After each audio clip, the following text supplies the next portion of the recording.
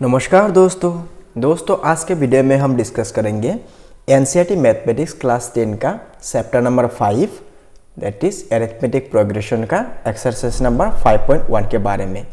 दोस्तों इसके पहले हम अरिथमेटिक प्रोग्रेशन के बेसिक कॉन्सेप्ट के बारे में डिस्कस किया है, तो वो वीडियो देख लेना। अभी देखिए एक्सरसाइज नंबर 5.1 का क्वेश्चन नंबर 1 पे क्या है। तो देखिए क्वेश्चन नंबर 1 पे यहाँ पे क्या है, The taxi fare after each kilometer when the fare is 15 for the first kilometer and 8 for each additional kilometer। तो यहाँ पे देखिए क्या है, यहाँ पे फर्स्ट प्रॉब्लम में जो है, तो यहाँ पे ऐसा है कि एक टैक्सी का भाड़ा होता है। क्वेश्चन नंबर 1 का 1 पे एक टैक्सी का भाड़ा ऐसा होता है, फर्स्ट जो किलोमीटर होता है उसके लिए एक चार्ज होता है और वो होता है हमारा यहाँ पे 15 रुपीज़, और बाद में जो किलोमीटर होता है उस एक एक किलोमीटर के लिए 8 रुपये का चार्ज होता है। तो फिर ये कंडीशन ये अरिथमेटिक होता है कि नहीं होता है।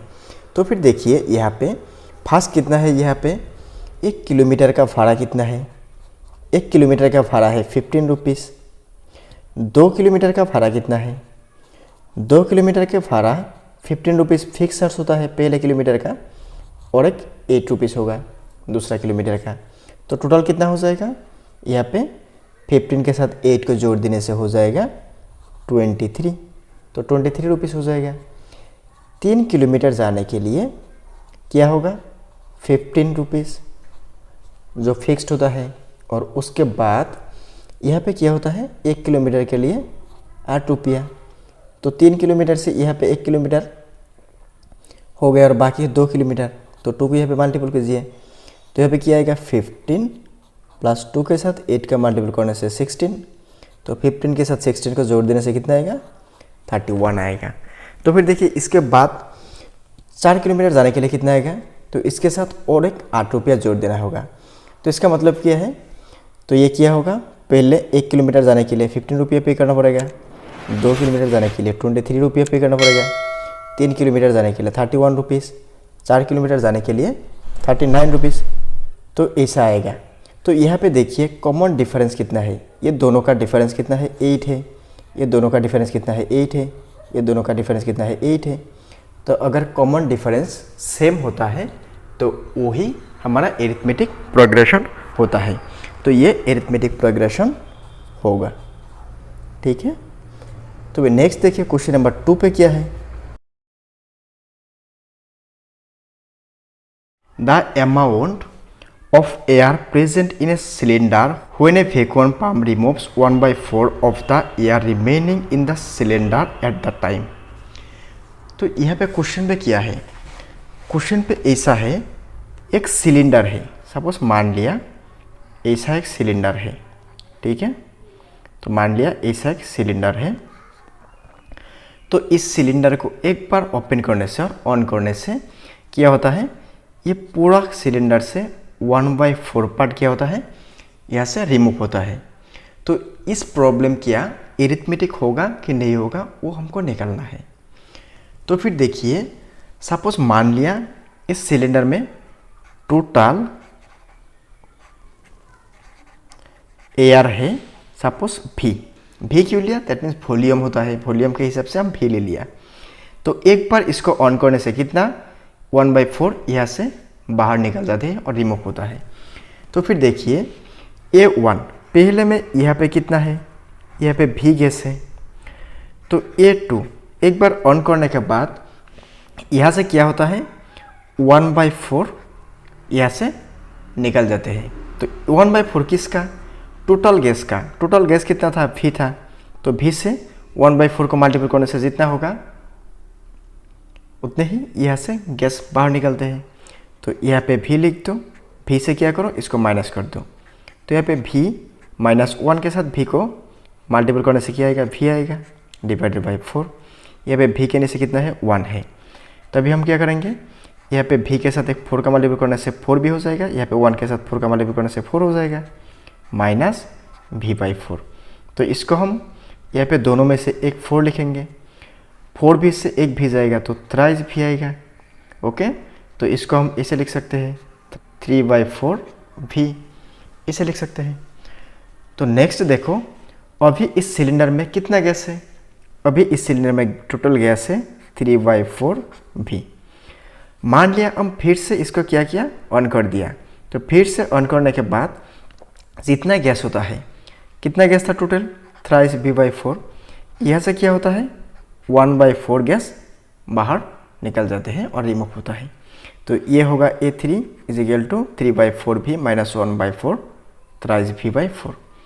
तो यहाँ से 3 से V को मल्टीपल करो, थ्राइस भी हो जाएगा /4 माइनस यहाँ पे 1 के साथ थ्राइस भी इंटू करने से क्या हो जाएगा, थ्राइस V / यहाँ पे आएगा 4 4 जा 16। तो देखो इसके साथ एक 4 का मल्टीपल करो तो ये भी 16 हो जाएगा। तो दोनों का डिनोमिनेटर सेम होने से इसको हम ना माइनस कर सकते हैं, इंटू यहाँ पे भी एक 4 देना होगा। तो यहाँ पे 4 3 जा 12 V और यहाँ पे ये 4 4 जा 16 और यहाँ पे भी 16, तो दोनों में से एक 16 आएगा, माइनस यहाँ पे है थ्राइस V। तो हम इसको ऐसे लिख सकते हैं। तो थ्राइस V से तो 12 से 3 जाने से कितना आएगा, 9 / 16। यहाँ पे V था तो V, तो इसको हम 3/4 होल स्क्वायर लिख सकते हैं। V 3 को स्क्वायर करने से 9, 4 को स्क्वायर करने से 16, और इसको हम क्या लिख सकते हैं, 3/4 टू द पावर 1। ठीक है। यहाँ पे A1 का वैल्यू कितना हो गया, A1 का V, A2 का कितना हो गया, A2 का हो गया यहाँ पे 3/4 V एंड A3 का हो गया यहाँ पे ये 3/4 होल स्क्वायर V। ओके।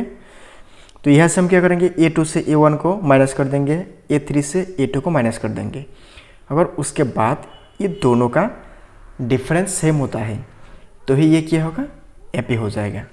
तो देखते हैं इसको सब्ट्रैक्ट करके। तो देखो यहाँ पे क्या है, यहाँ पे A1 का वैल्यू है, A1 = यहाँ पे था V, A2 = यहाँ पे है 3/4 V, A3 = यहाँ पे है 3/4 whole square V। Therefore A2 minus A1, तो यहाँ पे A2 से A1 को माइनस कर दो। तो A2 में है थ्राइस V /4 माइनस A1 पे है V।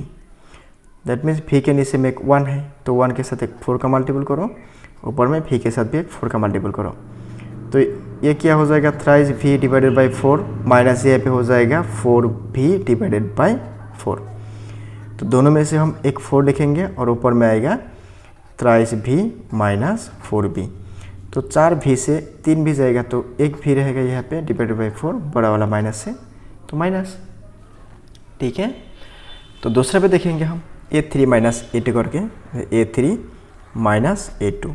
तो A3 पे कितना है, 3/4 whole square into V minus 3/4 V। तो यहाँ पे 3 को स्क्वायर करने से 9, 4 को स्क्वायर करने से 16, यहाँ पे है V माइनस यहाँ पे कितना है 3/4 V है। तो यहाँ पे 4 को मल्टीपल करो तभी तो ये 16 आ जाएगा, तो यहाँ पे भी 4 मल्टीपल करो। तो यहाँ पे क्या आएगा, ये 16 है, यहाँ पे 4 4 जा कितना है 16 है, तो दोनों में से 16 लिखो। यहाँ पे आएगा 9V माइनस 3 4 जा कितना आएगा 12V। तो 9V से 12V जाएगा तो यहाँ पे आएगा minus thrice V / 16। So therefore यहाँ पे क्या नहीं है, ये दोनों सेम नहीं है। तो A2 minus A1 is not equal to A3 minus A2। तो दोस्तों इसको हम क्या बोलेंगे, तो ये AP में नहीं है, तो हम ऐसे लिख देंगे therefore the given condition is not an AP। तो जो कंडीशन दिया हुआ था ये AP में नहीं है। ठीक है। तो नेक्स्ट देखो क्वेश्चन नंबर 3 पे क्या है। तो क्वेश्चन नंबर 3 पे है the cost of digging of a wall after every meter of digging when it cost is 150 the first meter and rises by 50 meters for each subsequent meter। तो देखो इस question का मतलब क्या है,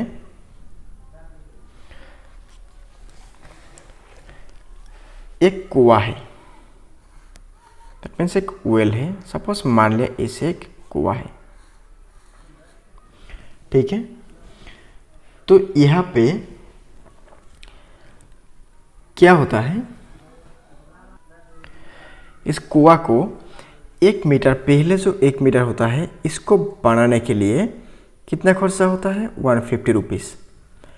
और बाद में जो मीटर होता है वो एक मीटर के लिए खर्चा होता है 50 रुपीज़। तो ये कंडीशन एपी में है कि नहीं है। तो देखो ये जो क्वेश्चन नंबर 1 पे जैसा था, वो टैक्सी वाला प्रॉब्लम जैसा था, ये ऐसा ही है, सेम ही है।